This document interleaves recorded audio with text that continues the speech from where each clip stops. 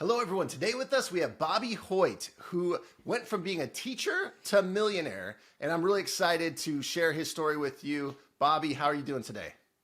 Dude, I'm good. It's so funny. My life is so much different now. Like I was a teacher how many years ago? That was almost 10 years ago. And like just even hearing you say that in the headline, it's like it's such a weird journey. Like I never would have thought that I would be at this point where I am right now and like doing what I'm doing. I didn't even care about money when I was a teacher. So I don't know. It's cool. I'm doing well. It's a very I don't think about this journey very often in my head, just like day to day. So I'm excited to actually talk about it, like what it's like to go from where I was to where I am now. Well, I think that's what a lot of people are probably excited about hearing is they might be in a place where, they're not in their ideal profession, or maybe they're in their ideal profession, but they're not making enough money, right? So let's talk about Right. like when you were a teacher, what were you teaching? How much were you making at that time? I was a high school band director, and at the time, so this was back in 2015, I believe, when I started, or maybe I started in 2014. I'm always really bad with years, but I my starting salary was like 49,000, and then I got I think it was a $3,000 stipend for being a band director because you work more, right? Like you do extra hours, you work in the Sure. summer and stuff. And I remember feeling like that stipend was like big money too. I felt really good about that because I was like, um, you know, I just wanted to make extra money, at the time. And it's like that, it's kind of built into your pay. So I think total compensation first year was 53,000, somewhere around there. And really, I didn't do much else to make extra money outside of that. So I was living just fully on my teaching salary. And at the time, did you have some financial goals in mind? Like, did you want to buy a house, pay off debt? What were you thinking at that point in time? Bro, I didn't care about money at all. I was like, so I never, I actually remember very specifically talking to my parents about money because like when I told them I wanted to be a teacher, I wouldn't say they were disappointed. Well, maybe I would. I don't know. They were kind of like they wanted me to do more. And I think teaching is a great career. And I think that you do a lot, but I think that like, I know my parents wanted me to make more money. And but my justification for being a teacher was like I don't care about money. Like money doesn't matter to me. I just want to be happy. And so when I got into teaching, I really didn't have like a plan for anything. Like I remember feeling super rich when I got my first paycheck out of college. I was like, this is freaking crazy, man. Um, and I just was really fortunate that I met I went on a boat with, it's kind of a weird story, but I went on a boat with my wife's dad's best friend who owned a swimming pool company. And this was like right after I graduated and like right after I got my first job. So I had $40,000 of student loan debt, and he was just asking me like, what's your plan? Like, what are you going to do with that? And I was like, I don't know, like make the payments. Like I didn't even think about like what I was going to be doing, to do it, like to take care of the debt or anything like that. And he just, I guess I was pretty impressionable at the time and still like would listen to people. And he was just like, you have to pay that debt off like as soon as you can because it's going to hold you back so much. And just for whatever reason, like very fortunately, I listened to him and I really took it seriously. And, really like that became my goal, like the just paying off the debt as fast as I possibly could. So I say that I'm lucky that I made the decision because like I feel like I could have gone the other way where I just like got a new car and bought a house and like did all the things to like tie myself up financially. But instead, I just started making the biggest possible payments that I could towards my student loans, and I didn't let my lifestyle inflate at all. Like it was just like I rented a room in my wife's parents' house for $500 a month. We like moved in there and paid rent. I drove the same car that I had through college, which was like a $10,000 Chevy Colorado. So that was like I was very fortunate at that time in my life to like make a good decision before I like let it get out of control. And then I was able to pay off the debt in 18 months after that. And I just like I would get my paycheck and I would immediately make the biggest student loan payment I could.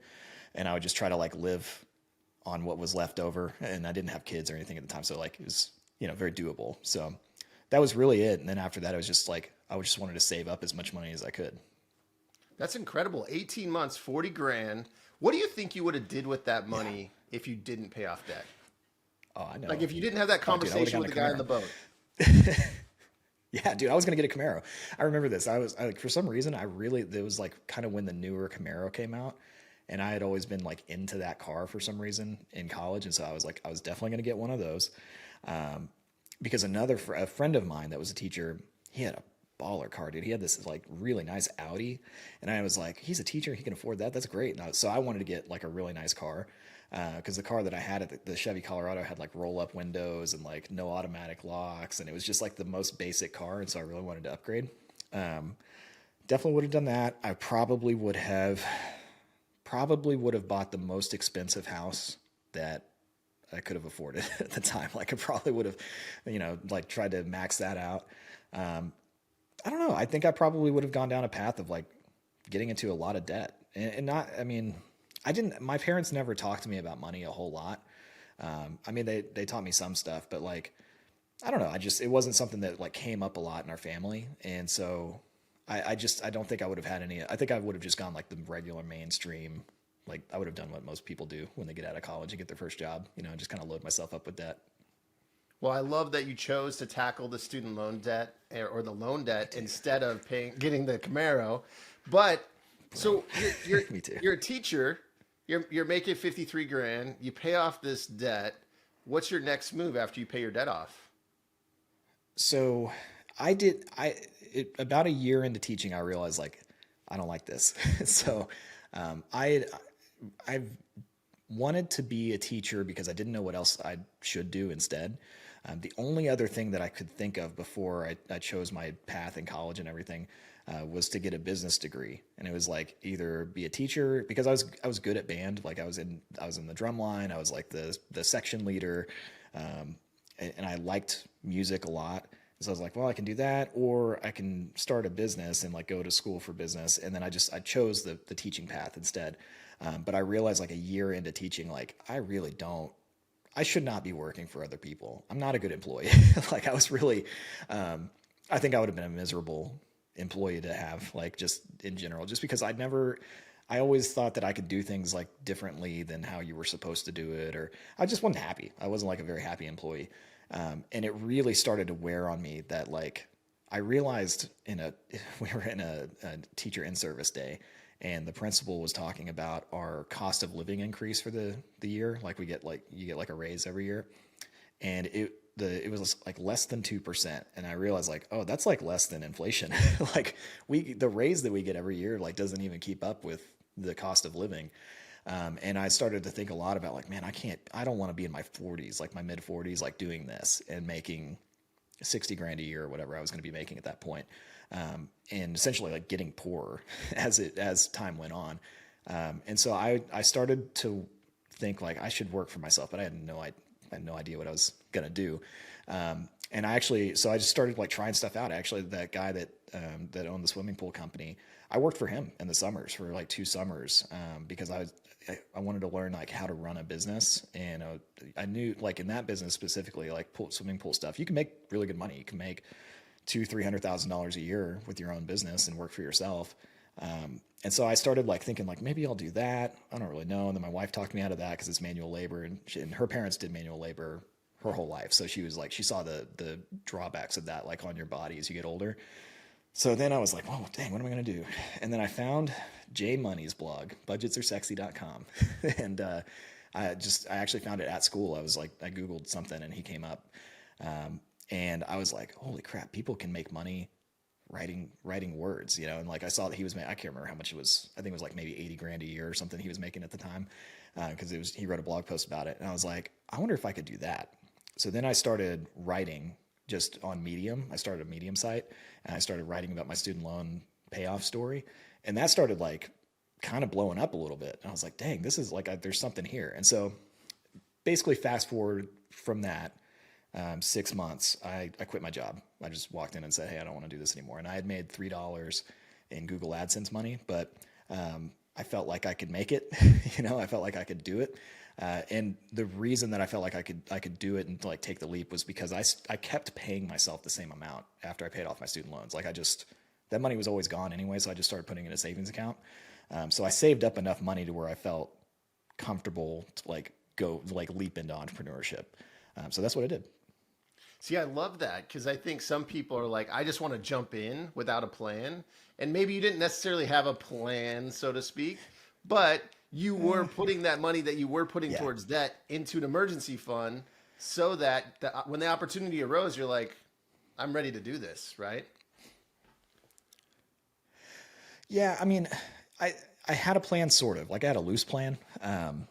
I think that a lot of things kind of, again, this is like one of those things I look back and I'm like, man, thank goodness I made that decision.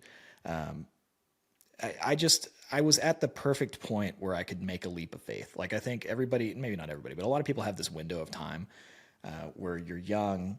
You know, I think at the time I was just like just about to get married and I didn't have kids. I didn't have a lot of expenses. And like that is the time if you want to make a jump, like that's the easiest time to do it because the reality was, yeah, you know, I might fail, but like I'm not gonna like lose a house or like, you know, I'm not gonna, there's not very much to lose. You know, and so I made that leap and I didn't make any money from blogging for a long time. Like it, you know, I made a few bucks here and there. It really was like a full year. I think the site was featured on CNBC in like September of 2016. And that's when things started to kind of grow quite a bit.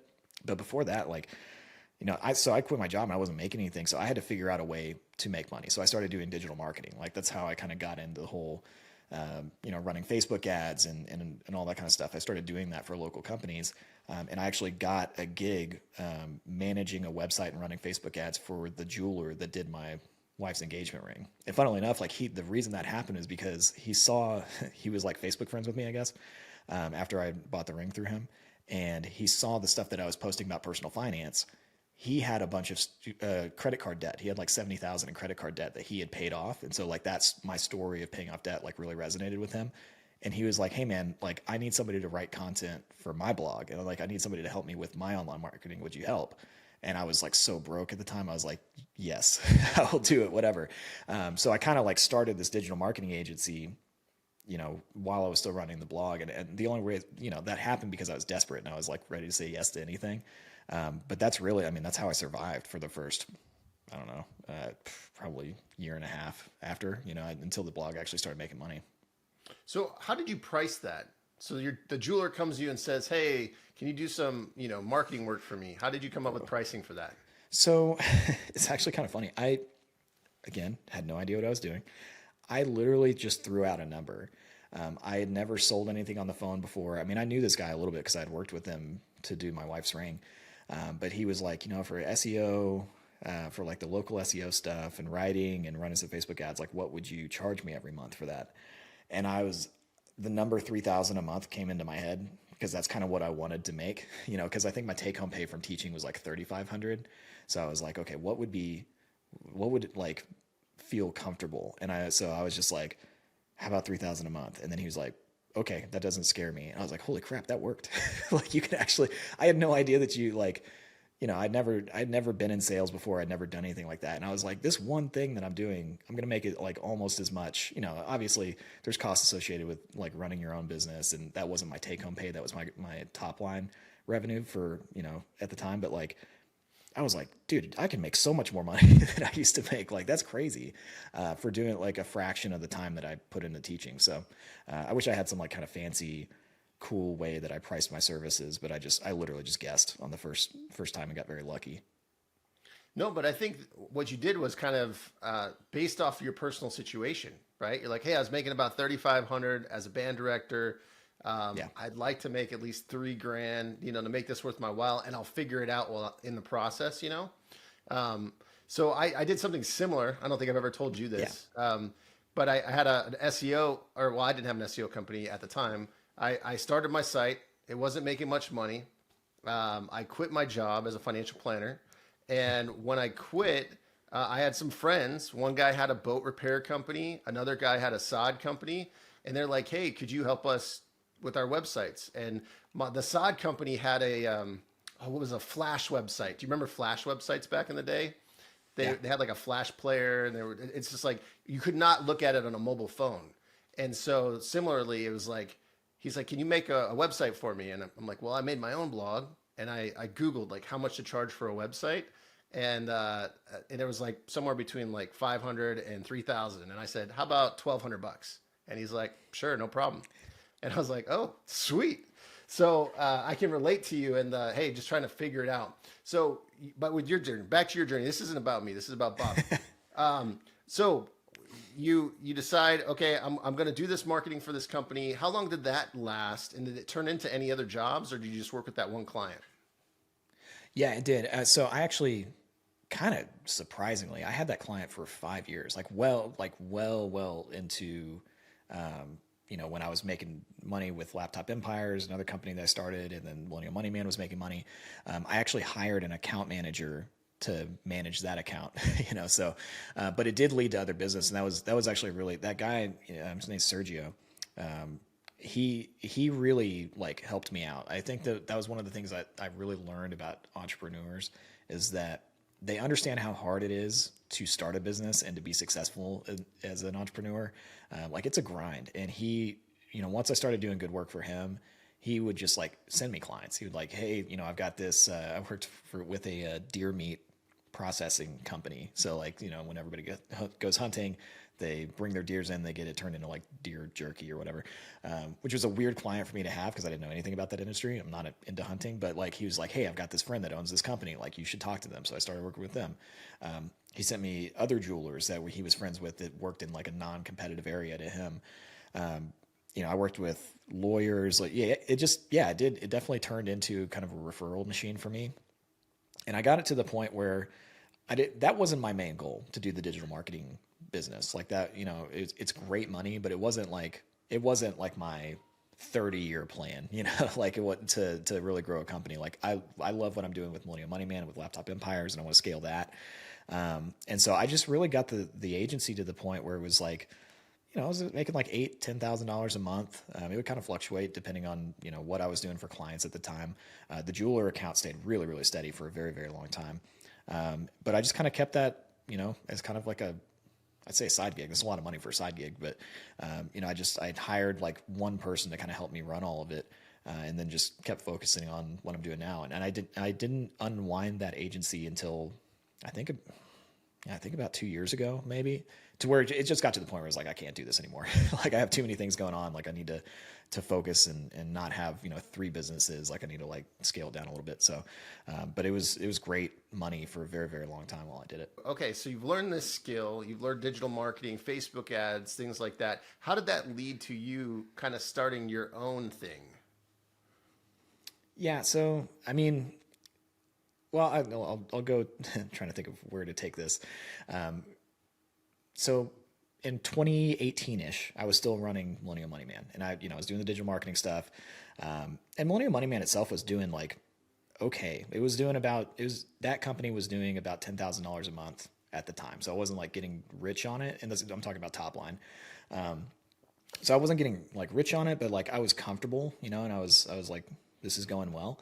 And I wanted to make my own course to basically teach people how to do digital marketing like how I was doing it. Because I realized that a lot of the people, I wrote a lot about student loans back then, but like a lot of people wanted to make more money. Like that was just what I noticed over and over again. Like, how do I start a side hustle? How do I do this? And so I was like, I think I can teach people how to do digital marketing. And so I created this course, and it was called the Make Money Marketing course. And I was going to launch it in like January of 2018. But in like November of 2017, I talked to my friend Mike Yonda, who I went to high school with. I didn't really know him very well, but he was running a Facebook ad agency, like just straight up Facebook ads. He'd been doing it for a while. And I knew that. And so I wanted to like pick his brain because I was going to put a Facebook module inside of the Make Money Marketing course. And as I was talking to him more, he kind of was just talking to me about like, he's like, I think you might have too many things in the course, because I was trying to teach like local SEO and freelance writing and email marketing. And like I was trying to teach like this broad range of skills. And he was like, man, I think you should just pick one of those and just like do a course on that. And I kind of thought about it. And I asked him like, hey, would you want to like do a course with me, like on just Facebook ads? Cause he had a lot of experience with it. I was running a lot of Facebook ads at the time. And he basically was just like, yeah, that sounds cool, and so I went to the Money Money Money audience, and I was like, hey, like, if I did a course on Facebook ads, would you be interested? And I remember it was like we had 300 responses, like yeses, within 24 hours on that post, and I was like, okay, there's something, like we got a little bit of something here. And so it took 6 weeks to put together. We called it the Facebook Side Hustle course, and it just taught people how to run ads for local businesses. And yeah, from the agreement to make the course with Mike to launch date 6 weeks, and then we launched it, and it did $136,000 of revenue in the first weekend. It was priced at $247, so that was like the founding member price. And we shut it. It was like, that was crazy. I'd never ever seen that kind of money in my life before. It was just a wild, like, had so much better than we thought it was going to go. And then we shut it down to, fulfill for the students, basically, like, let's help people get up and running, get clients. We reopened it in March, and it did another like 132,000 on the second launch. We were like, okay, I think we got a business here. And then that company was called Laptop Empires. That's kind of, we started a separate company. And that company did its first $1 million in 14 months. And it basically all based on the course. And then we also had a recurring revenue subscription on the back end of the course. So it's $47 a month once you join the program for coaching after that. So, that was really where that was really where my business kind of took it to the next level. I kind of got that next, up the next staircase or stair step or whatever. And really, I've just been doing like a lot more of that stuff since, so that's kind of where, I think that's where everything kind of changed back in 2018. But what's incredible about that is you had 300 respondents from your email, right? $247 price point. Yep. Where did the rest of the people come from? How did you get people to know about your course? So there were 13,000 people. I think these numbers are accurate. There were 13,000 people on the email list at the time.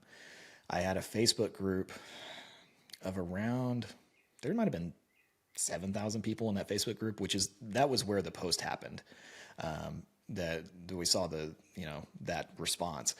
And so really all of the sales came from a combination of the Facebook page, Facebook group, and the email list. And so from a conversion standpoint, what I've realized is like that course in that particular period of time was a complete unicorn.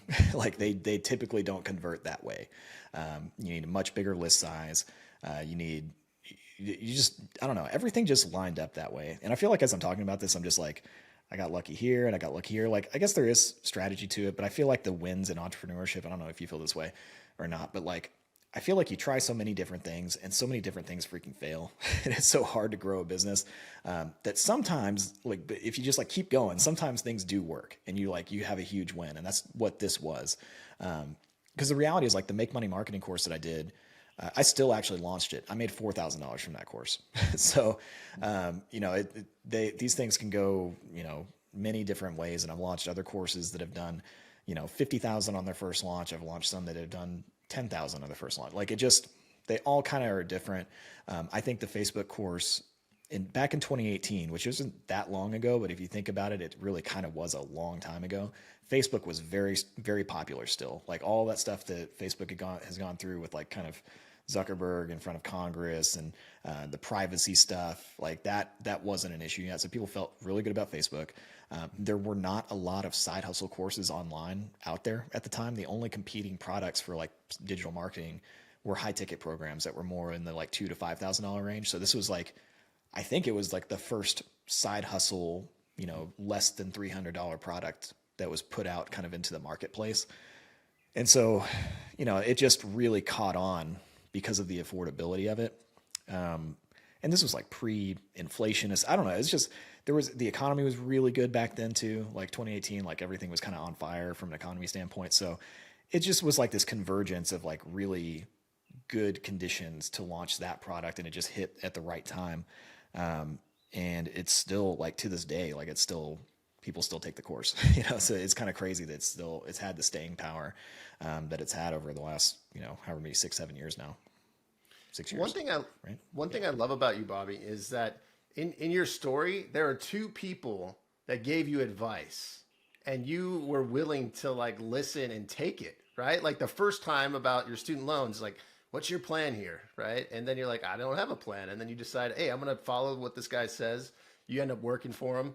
Then you've got Mike, and he's a Facebook ads guy, and you're trying to do a digital marketing course. You had a completely different direction you were going to go.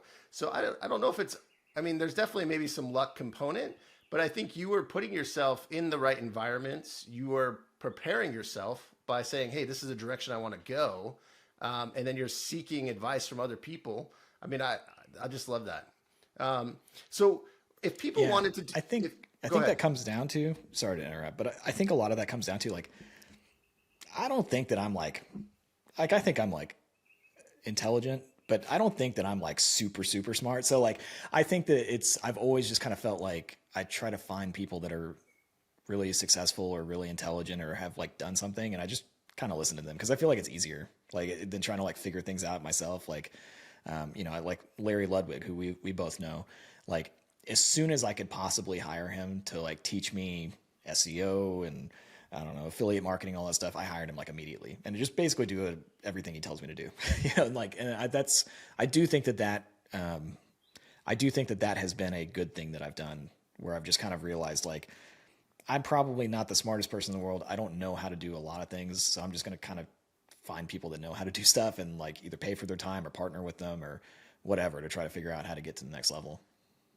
Now, when it comes to Facebook ads and like Instagram ads, do you think that you were talking about 2018, that was great. Do you think now if someone wanted to start a business like that it would make sense?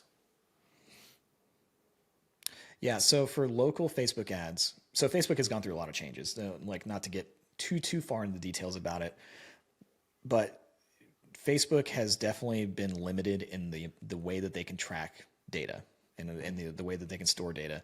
I'm sure people have probably loosely heard of like Apple coming out and kind of like fighting against Facebook and changing some of just the tracking that they're allowed to do, and that has really hurt audiences in Facebook. So the way that Facebook used to work is you could target very specific like interests. It was called interest targeting, or still is called interest targeting. So basically, you could say, I want to find people that are interested in Rolex watches, that drive this kind of car, that like to hunt. Like if you wanted to find like a wealthy person, you would just basically like put all these different parameters in, and then Facebook would go out and find those people.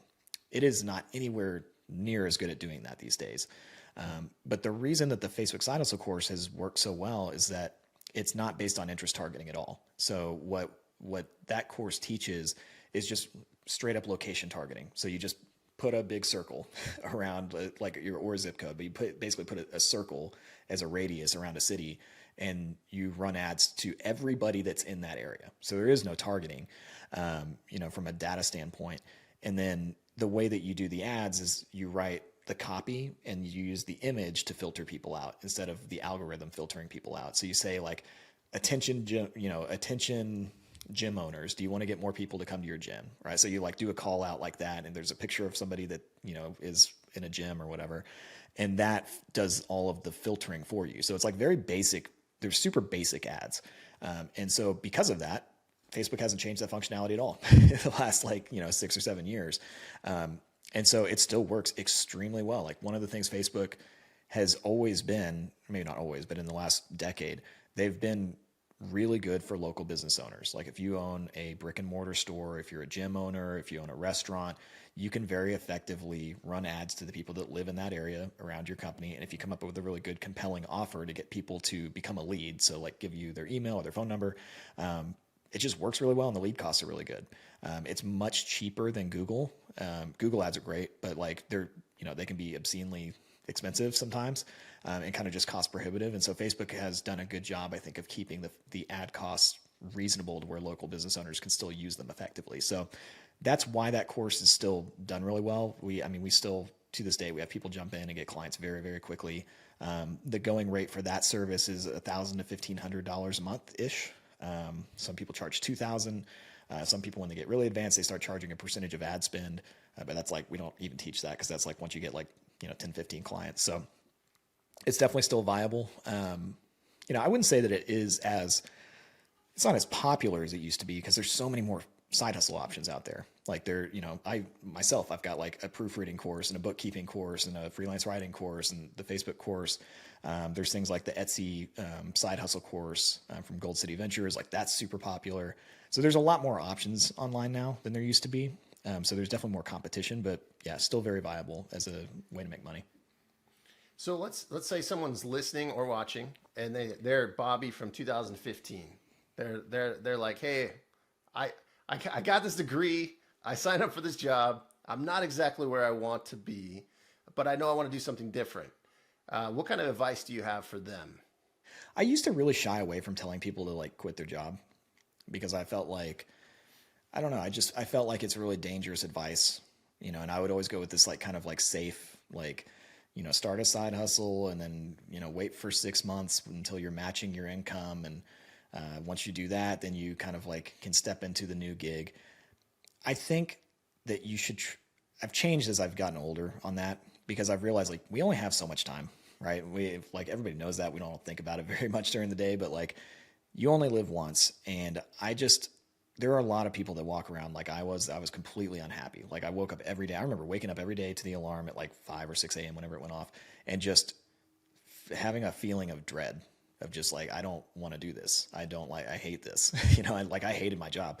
And I would just get up and I would do the same thing every single day. And I would, make my little breakfast sandwich, and I would drive in the car and listen to sports radio, and I'd get to school and I would sit at the parking lot, and I'd sit there for as long as I possibly could until I had to go in the building. Like I would just sit there and be like, God, I hate this. I don't want to do this. And I would like stall. And then it'd be like 7 o'clock. And it's like, all right, I got to go to work. There are a lot of people that just do that every day. And I think it's a kind of crappy way to live. And now that I'm kind of on the other side of that, where I've got all of the things that I wanted, when I started, it's like, I think more people should take more risk. Now, with that said, I think that you should, if you don't have debt or if you have very minimal debt, like then it's a lot easier to take the risk. And so I do think like, don't like get rid of your consumer debt. Like try to pay, unless you have just some crazy number of student loans that's going to take you years and years and years to pay off. Like if you've got a reasonable amount of student loan debt, like try to pay that off. Like if you sacrifice for 2 to 3 years and just get out of debt, and like just put yourself and save up some money and put yourself in a position to take a leap, I would do that. And if you're even, a little bit more, you like taking a little bit more risk, maybe just quit sooner, And so, yeah, I don't know. I don't think it kind of depends on everybody's situation. And I think you can find a lot of excuses that are valid excuses, but like, I've got kids, or I don't want to put strain on my marriage or whatever. But like, if you're unhappy, are you really giving your kids a great experience in life? Like if you hate everything and you hate your job and you hate waking up and you hate what you do every day, like, are you really being like the best parent that you could be? Are you being the best spouse that you can be? Like, probably not, So like, what if you took that risk that's really scary, that maybe there's some risks associated with like your lifestyle might get changed, or, whatever. Like, what if you're way happier? Like, how much better of a person are you going to be around? And I think that that's kind of something to take into consideration too. So I just think if you just try to be happy, like do whatever you need to do to try to be happy. That's an amazing response, because I think a lot of people, risk is scary, but what's scarier, living a life that's mundane and miserable, or for a long period of time, or preparing yourself, paying off some debt, saving up some money, taking a leap. So, Bai, what's the latest thing that you're working on? I know you got a lot of irons in the fire, but what's the latest thing you're working on? Yeah. So right now, really, I've just been working on scaling up Millennial Money Man. Really, Stellar Media Group is the company that owns Millennial Money Man. But I decided back in 2022 that for a long time I thought I just wanted to like be kind of like solopreneur and just work for myself and maybe hire a couple of contractors. I didn't really enjoy that. Like I really like the team aspect of growing a company. There's just something about how like having more people that are like really invested in it. So I kind of took a little bit of a leap and I started hiring full-time employees, and that's been great for me. I mean, I think it's definitely something that's kind of scary to do in the online space. And it's kind of a funny thing because like once you hire one person, then all of a sudden you just like keep hiring people, like assuming things are going well in your business. But now the total team size for Millennial Money Man is 12 people, and we've got 4, about to be 5 employees. One of them is part-time, the rest are full-time. And it's been awesome, man. It's just been the most fulfilling thing that I've done in business so far. And I think this is probably the happiest that I've been as a business owner. Cause spoiler alert, it's not like you're not just like instantly happy when you start a business. Like it's, there's a journey there too that like takes a long time, and you got to figure out what you want to do. But I feel like I'm finally doing exactly what I'm supposed to be doing in life. Like owning a company and leading a team, and providing opportunities for other people to do well. I just feel good about that. So growing that, and then basically continuing to grow Laptop Empires, because that business has gone through like a range of, like we hired a big team. We had like 20 contractors working for us at one time. And then we decided to like scale it down, and now we're looking to scale it back up, but more with the employees and everything. So that's really what I'm doing. I'm just trying to grow the companies, and I'm trying to stay more focused than I have in the past. I'm very much like, I had way too many things going on. Now I'm just like, I just need to focus on, like one or two things and just try to do that really, really well. And so far it's working. I don't know. I'm sure we'll have, tough times and all that kind of stuff, but it's been a good thing so far. Well, if people really resonated with your story, Bobby, where's the best place for them to find you? All over the place. MillennialMoneyman.com. If you can't spell millennial, it's okay. I've bought every single misspelling of millennial that you could possibly try. So just try to type something in, you'll get there. LaptopEmpires.com as well. And then you can find all of the social media handles are just MIL Moneyman, Mill Moneyman, Instagram, YouTube, all that kind of stuff. So anywhere on the web, I'm pretty much there. Awesome. Well, Bobby, thank you so much for being on the show today. Yeah, man. Thanks for having me.